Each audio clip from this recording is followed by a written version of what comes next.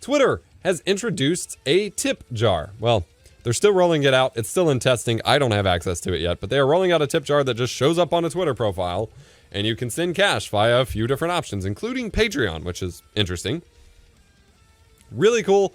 Love to see that Twitter is rolling out more creator features that allows viewers to support creators on platforms. Because the way I like to frame this is we always talk about how you don't want to have all your eggs in one basket, and that implies incredibly important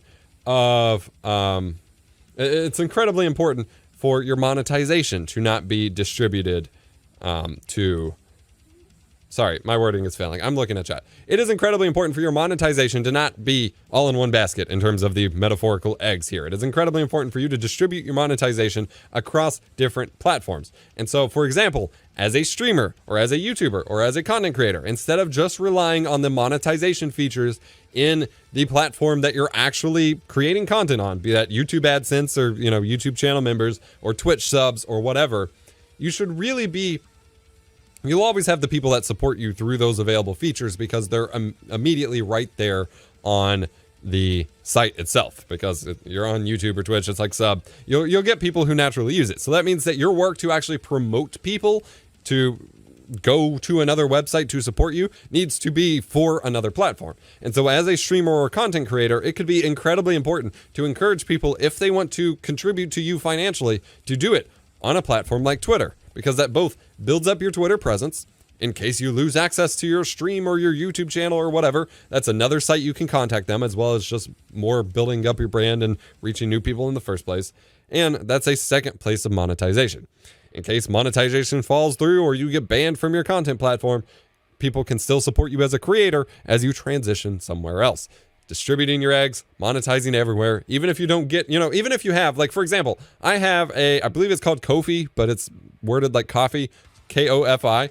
It's basically like a Patreon clone. I have that set up.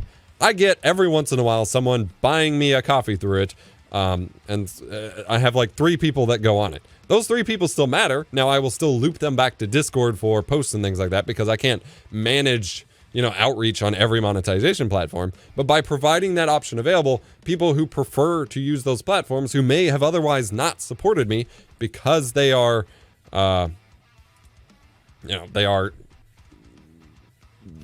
involved in those platforms or whatever, they are now able to support me. So they get both the advantage of getting access to whatever they get access to through the financial support, and it's money left on the table if you don't give that option to them. So I just think it's really important. However, there is one little issue, possibly a big issue, with this if you're contributing to other people. So as creators, I recommend being careful for a little bit. And I haven't checked. This was May 6th originally when all this went live, so there could be updates since then. But PayPal was actually treating it as a purchase in that it was supplying your shipping address. And so someone tipped here and actually exposed their address to the person that they were sending the money to, which is obviously a privacy concern if you are a creator supporting other creators.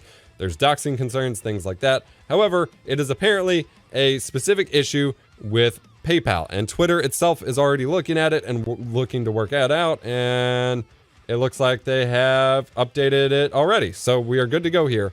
But I do want to highlight this specifically because you do have the option on PayPal to change your default address. And as a creator, you should generally register some sort of P.O. box, be it through your local post office. They have just dedicated small shops that do these kinds of things, or through other shipping carriers such as UPS and things like that.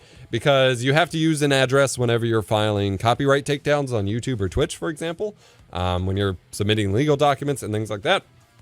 And you don't want your address to be available publicly. And a very strong way to avoid this in most cases is to set up a P.O. box and use that address for all those things. So my default address on my PayPal is my P.O. box. So if I accidentally expose it to someone, they just get my public address. If I file a copyright takedown on YouTube, it's my P.O. box. You can send hate mail to my P.O. box, but I'm just going to throw it away. No real harm can come to me from the P.O. box. So even though it appears Twitter is either working on resolving it or has resolved it, and it was mostly a PayPal issue, I do recommend people making sure that their defaults are set up so that you don't expose your personal information in the first place. That is a very important thing.